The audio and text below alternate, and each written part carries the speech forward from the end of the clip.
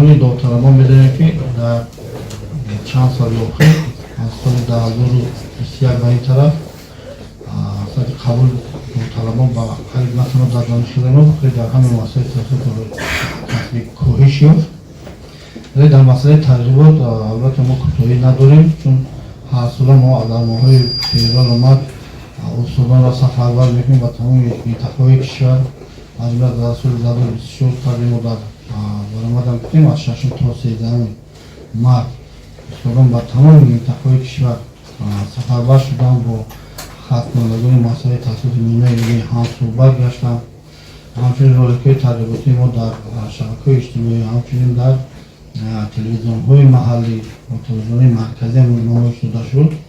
ولی در سال 2024 ما این تجربه رو بیشتر کردیم، چون سال‌های پیشین تا 37-40% اجرا می‌کردیم. این سال خوشبختانه سطح داوطلبان بیشتر شد. ما 57-5% البته برای هنوز قانع کننده نیست، ولی نسبت به سال خیلی بهتر است. و دیگر اینکه ما با در سال جاری 6 تا اختصاص دیگر اختصاص نه سایه بیشتر اختصاصی آموزگاری شدیم که به این اختصاص بیشتر داوطلبان آمدن.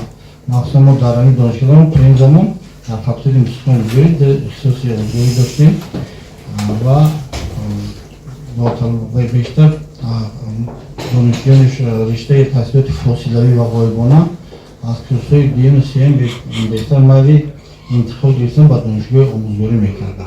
بعد شدن 6 اختصاص آموزگاری البته انتقال مخصوصا بخش غایبانه تماما خیلی از بین رفت، شما به این اختصاصی ناب قبول گشتن. البته ما با کوشش میکنیم که در این سال با تجربات رو بیشتر بهتر کنیم تا سطح داوطلبان دانشجویان بیشتر شود.